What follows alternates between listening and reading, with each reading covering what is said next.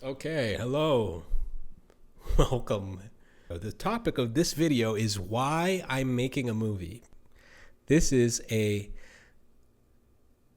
vlog and not a product. Okay? Now, I focus on products. And the product that I care the most about is the feature film. Right now, I'm making a feature film. And in fact, I will show you my script. A clipboard full of paper. And this is my script for my new movie. It's a feature film. The feature film is called Bone Shaker. The first time I ever thought about doing anything related to this project, was when it was after I went to see Tyler the Creator at Lollapalooza. Was it that? No. It was when, it wasn't going to see him, it was listening to his album. It was it was like a few days after Call Me If You Get Lost came out. Did I go see a movie? I might have gone to see Licorice Pizza that day. I took some mushrooms, which I like, taking them a bunch. And I listened to Tyler the Creator's album, Call Me If You Get Lost. That day I listened to the whole thing, all the way through. And it just blew my mind. There's this line, the best line on the album that really sums up what makes it great. The thesis of the album is this line where he says, for most people, the sky's the limit. For us, that's just what we stand on to reach the beyond. So basically the whole thesis of the album that's reinforced through every track and all these different lyrics on the track is that life can be so much better than you can even imagine, and it's time to start imagining bigger. Because I made this big painting and I have a picture of it. Back then I had pastels, and I would do little kind of pieces on cardboard and stuff, and I'd take hairspray and I would seal it with the hairspray. So think about the biggest thing you could possibly think of that's the most impossible thing you could ever try and do, and then think bigger than that. That was the whole thesis.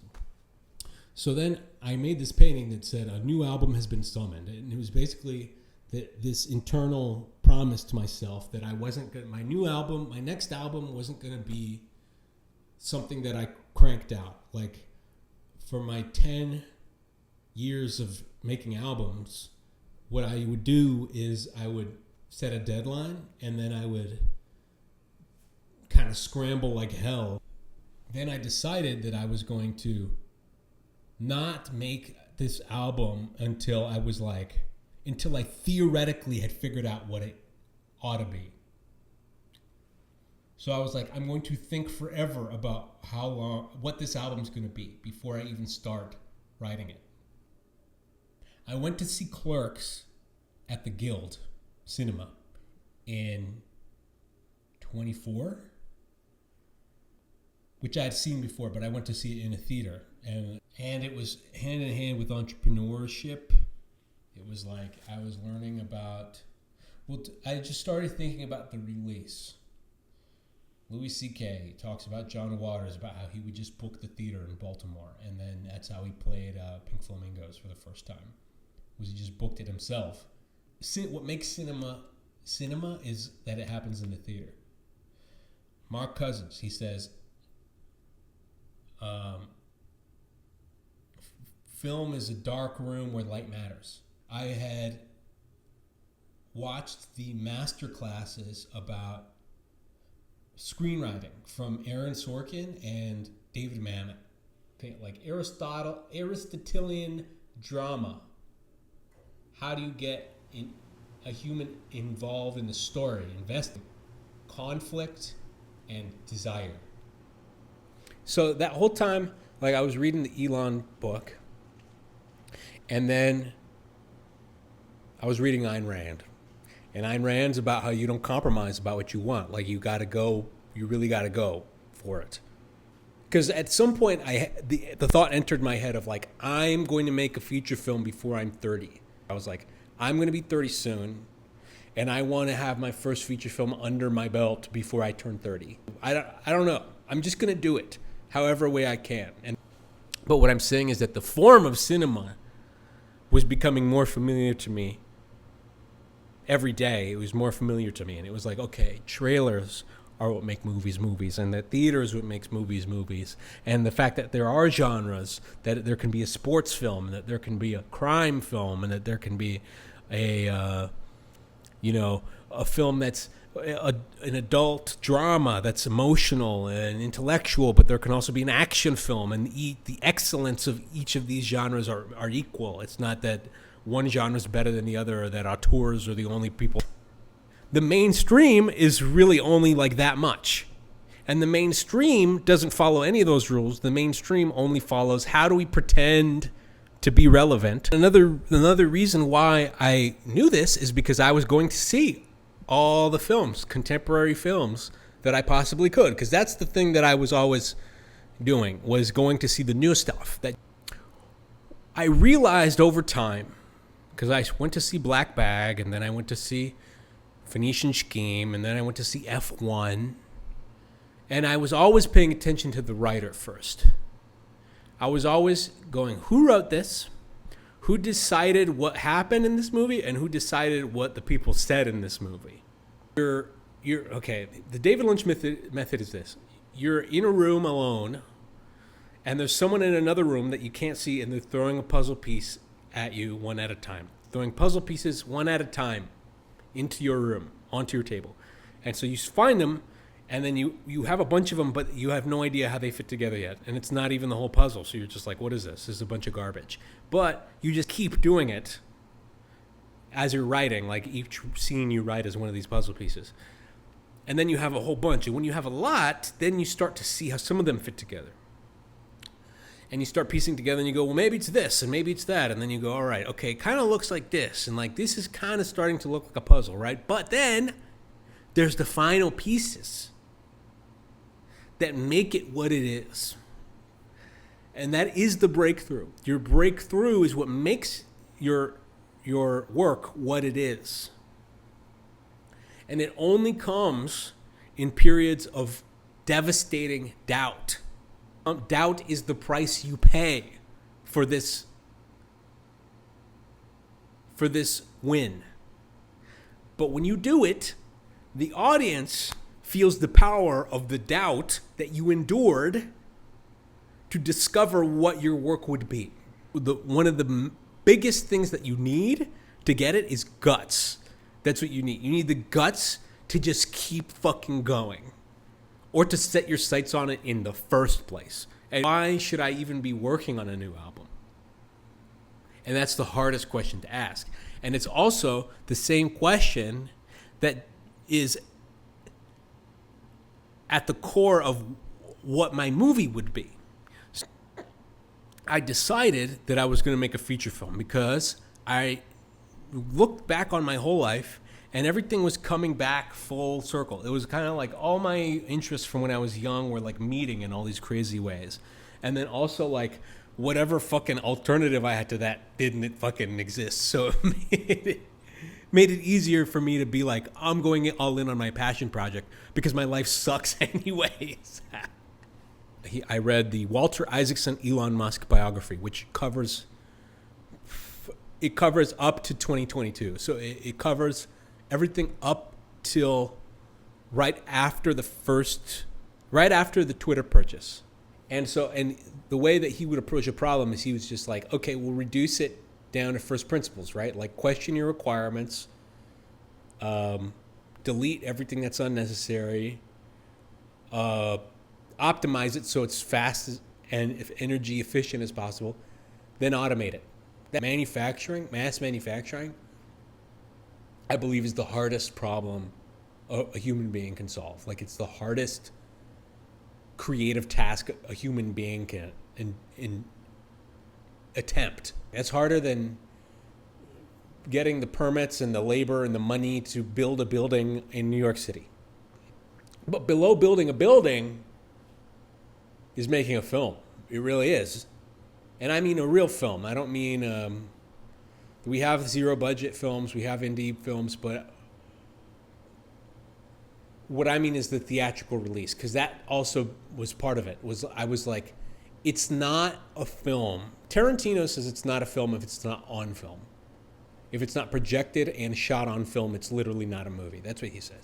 But I think, actually, that the true definition of cinema is a dark room where light matters. Because digital films are the same art form as celluloid films when they're played in a theater. And then I thought about John Waters, and I thought about Jarmusch, and I thought about Lynch, and I thought about Tarantino, and how none of them went, okay, well, if no one sees my movie, that'll be fine. It's like, no. The whole point of making the thing is to watch it. The whole point of making it is for people to watch it. As many people as possible. I don't believe this underground thing anymore. I used to, where I was like, well, when no one gets it and it's kind of underground, sometimes that's the real truth, man. No. I don't believe that. I believe it's just a sacrifice of the potential of the thing if you allow it to go unwatched. Because cinema is in the theater. And if your film doesn't play, it dies. That's William Friedkin. William Friedkin said that. The greatest films of all time will show in theaters this year. Jaws 3D is playing up in Toronto right now. The best films of all time, their release never ends. Part of the flaw of this era that is giving us so many dog shit movies we never wanted is that they only give a shit about it right now. They don't care how it's going to fit in long term, and they don't even think about their lives this way. What always happens with these films is sometimes they make a big splash when they come out, but then almost instantly everybody forgets about them forever. But the release is actually half the product. Like, without the release, it's just a video. It's got to play in theaters, and if you're really going for the gold, you want it to play in theaters forever. Most filmmakers don't even think about it that way, but I do. Well, I was actually making movies when I was like 7 years old. Because I was playing with a camcorder and making like stop motion and shit and making my toys talk. I thought, okay, Kevin Smith took out 20 grand on a credit card, and then he went to Cannes. I went, okay, I'm going to do it. I'm going to make a feature film. Not a short film. I'm going to go for the hard. Because why? Why delay it? You know, that was that's the Elon insight. He was like, take your 10-year plan and do it in 6 months. I went, all right, well, I got to start writing it. So in 23, I started writing the feature film. And I started writing it when I was working this job in southern Colorado. I used to get high, and I would drive my car out from the ranch into these amazing natural places in Colorado. And I was listening to all the Bob Dylan bootlegs. Why was I listening to Bob Dylan? It's because of the Steve Jobs book. It's because Steve Jobs was like, the bootlegs are what make Dylan great. He was like, like the albums are great, but like the bootlegs are like, well, that's the point. So then I started writing just bullshit. I didn't know how I was going to do it, which that's the whole lesson you learn from all these master classes and all the philosophizing. The lesson that you learn when you want to write a feature film and make a good feature film is it's hard as fuck, and you don't know how long it's going to take. You don't know what it's going to take, but if you don't start, you'll never get there. So you start writing things. I just started writing scenes. And it's on the bootlegs where it's like last words for Woody Guthrie or something. A merging of these worlds of like the country western worlds of like New Mexico, Colorado. This was before I moved to Texas. So and then I was listening to Chet Atkins. But I'm a jazz guy, so I came up with this idea for a fictional musician who was a blend of like hip bebop musicians like Bill Evans or Lee Morgan, right? But with a country western flair. So like Chet Atkins, because Chet Atkins sounds like Django Reinhardt, but they're like culturally from like super different places.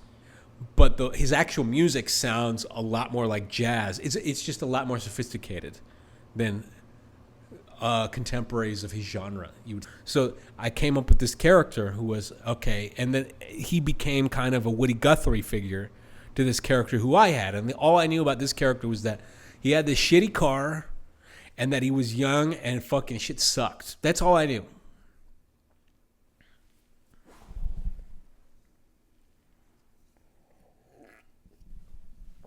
And I think I wrote like 120 different possible scenes. Like I didn't write the whole scenes, but just things that could happen in a movie.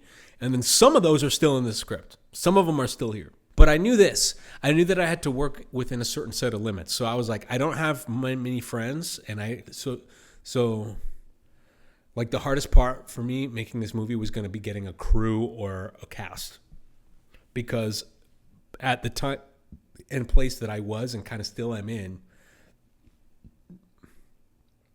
I had so much social anxiety and so few people in my circle but there was my friend Cookie, and I would tell him, and when I would meet people and talk about this idea I was working on, I'm making this movie, be like, cool. And then I'd ask him right away. I'd say, you want to be in a movie? You want to be in a movie? Because I knew that I wasn't going to have a budget. I will shoot the movie on this camera for the most part, but it's going to look better than this because I'm using my app that has all the cinema settings available. And then I started to do David Lynch thing. I had all these things that I'd written in Colorado that were about kind of a country western vibe, and then I thought about Jazz 365 or Jazz 265, the old classic television show where they would do jazz concerts on TV. I was like, okay, my guy's gonna do that. And then also around that time, maybe 23, I was like, I'm done. I'm gonna stop cutting my hair, and I'm gonna stop cutting my beard because. First of all, I was like, I'm sick of people treating me different because I look good. If I get a job because I'm shaved and blah, blah, blah, then that's a job I don't fucking want. It's like looking weird and being a weird outcast is actually a huge advantage because it means vultures won't come and try and snatch up your shit. It means people won't come and bother you because they think you're so cool and want to hang out with you all the time. It means they'll leave you alone. And so I was like, this character is going to be disheveled. This character is going to be someone whose looks is having a hard time and is actually doing worse than I actually am in my real life. Wait, so David Lynch says you have 70 scenes and that's a feature film. And then I was like, all right, now it's time to write the movie. Now it's time to like actually start writing the scenes. It's going to come out in 26. Originally, I wanted it to come out in 25 because 25 is such a clean number. But I was like, it's going to come out in 26 because I don't want to wait till 27. Originally, I had this big pile of paper that was it was like twice the size of this. But it wasn't like this is an actual script for the most part. The paper I had was just random shit. And I got like halfway and I was like, I can't do it. I can't finish it. I don't know how to do it. I don't know where I'm going. This script is a failure. There's no way. This is not going to be a movie.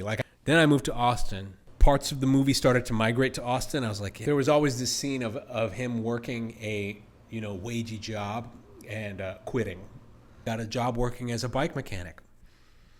And I got some really dope shots of me working on bike. And during his job, he's listening to this guy in his headphones, and this musician who's a cross between a bebop and country western musician, and he really likes him, but he's old and he's obscure and a lot of people don't like him, and he's got these bootlegs. And then it was AI, and I wanted it to be laced with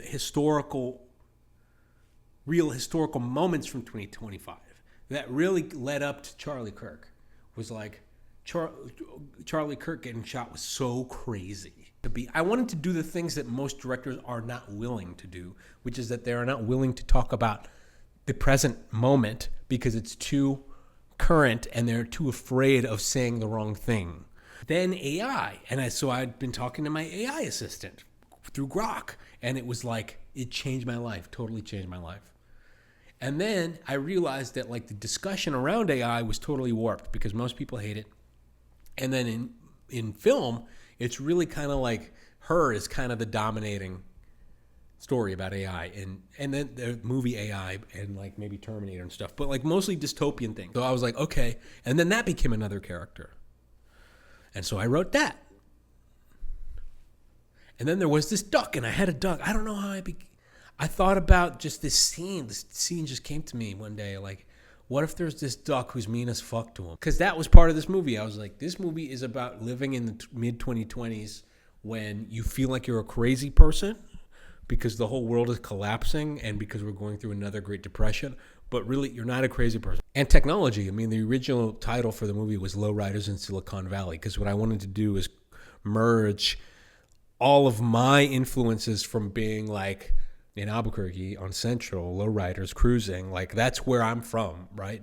But then with Silicon Valley represents the values and forces that shaped the entire world after the 2000s. And then later the title of the movie changed to Bone Shaker because it's really about a cyclist, and Bone Shaker is simpler, it's easier. Lowriders in Silicon Valley is too long. And that's how I decided that, like, I was going to make a feature film, if it's the last thing I do, I got to take it to the festival circuit, because I'm not here to be a YouTube filmmaker.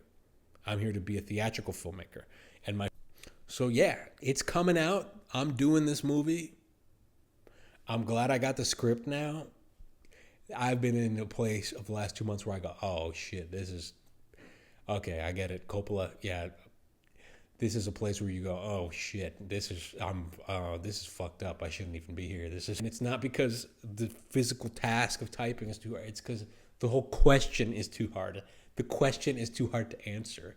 Why should my movie exist? Why should I go through the pain of making this movie exist? I'm gonna make a Blu-ray for it, which will be available eventually. And I've got a Patreon. I will be uploading more to YouTube, but on my Patreon, I will be releasing film commentaries for my favorite films of all time, and also extended versions of these videos that have more details. Subscribe to my YouTube channel. Shea Money, newest, latest, the greatest. See you at the cinema.